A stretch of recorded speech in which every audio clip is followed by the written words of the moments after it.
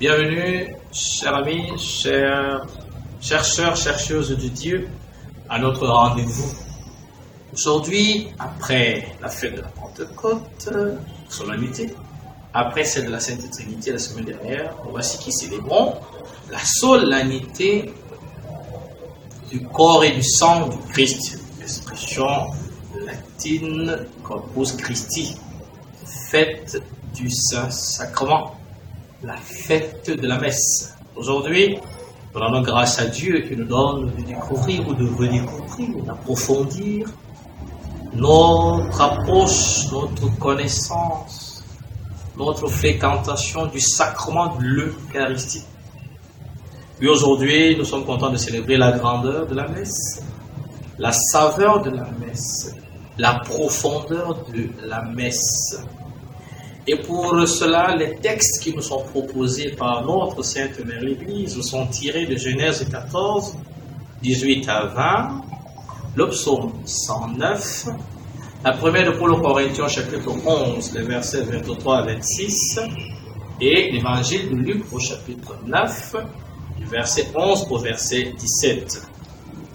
Dans la première lecture, la question d'Abraham qui fit une offrande au roi de Salem, offrande qui consistait à apporter du pain, du vin et la dîme, prémisse lointaine de l'Eucharistie. À propos de la dîme, qui est la 10e partie que l'on doit rapporter au Seigneur, on se rend compte aujourd'hui que cela est une bien vieille pratique dans la vie des croyants. Notre père Abraham, n'est-ce pas, ne s'est pas dérogé à la règle. Aussi, ce dimanche, est-ce que tu as la pratique de la dîme? Est-ce que ta vie chrétienne connaît cette belle réalité de la dîme? Si oui, bienheureux, bienheureuse es-tu. Sinon, qu'attends-tu pour en faire l'expérience? Parce que la dîme est une dimension importante de notre consécration à Dieu. Si Abraham l'a fait, si les autres l'ont fait, et pourquoi pas toi, et pourquoi pas moi? Il me plaît de te rappeler qu'une fois, un pharisien, se prévalant de ses bonnes dispositions, va rappeler, n'est-ce pas, à Dieu, qu'il paye entre autres sa dîme en comparaison avec le publicain qu'il croyait être le mécréant par excellence. Dans le psaume, nous voici invités à redécouvrir le sacerdoce ministériel, donc pour certains, et à prier pour eux.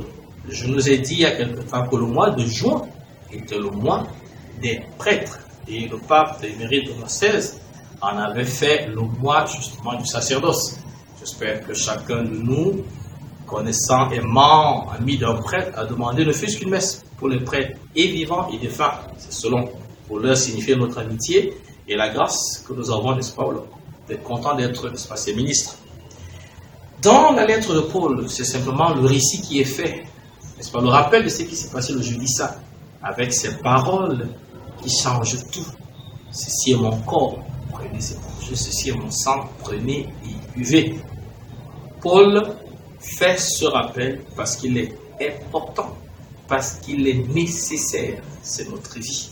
En passant, Saint Augustin a dit, parlant de l'Eucharistie, aux chrétiens, donc toi et à moi, devient, il avait dit, qui tu reçois? Et aujourd'hui, on veut le confirmer. Devenons ce que nous recevons, devenons qui nous recevons, quel programme de vie. Voilà qui nous fait comprendre que la messe n'est pas un jeu, la messe n'est pas un machin, la messe est le cœur de notre vie. Le Concile Vatican II nous a rappelé, oui, que l'Eucharistie est la source et le sommet de la vie chrétienne. Dans l'Évangile, Jésus procède à la multiplication des pains. Et à l'intérieur, j'ai juste voulu saisir cette phrase d'une importance capitale, à mon avis. Donnez-leur vous-même à manger. Voilà qui nous rappelle qu'aujourd'hui, célébrant la fête de l'Eucharistie, nous célébrons notre responsabilité envers le prochain. On ne dira jamais assez. Ne pas servir son prochain, c'est ne pas servir Dieu. Matthieu 25, 31 à 36 vient nous le rappeler aujourd'hui. Donnez-leur vous-même à manger signifie la valeur du partage.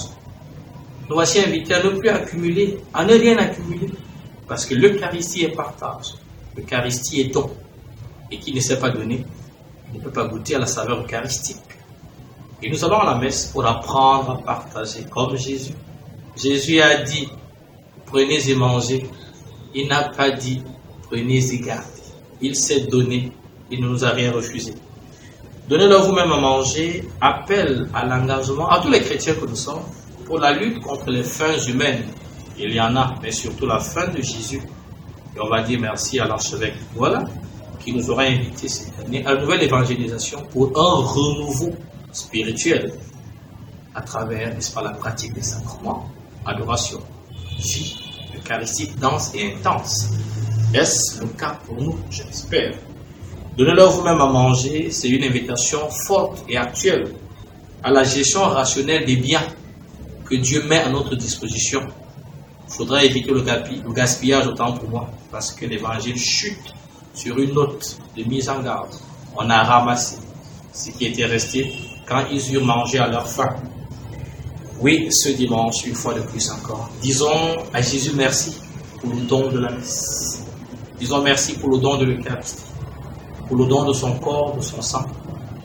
Et demandons la grâce nous-mêmes de devenir des hosties vivantes. Donnons nos vies pour que nos frères et sœurs vivent.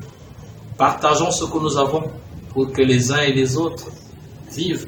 Soyons de bons samaritains qui viennent en aide à ceux qui ont faim. Donnons-leur nous-mêmes à manger. Demandons la grâce de ne pas avoir peur de partager. Bon dimanche, cette semaine dans le partage, dans la vie eucharistique. Et à dimanche prochain avec la grâce de Dieu.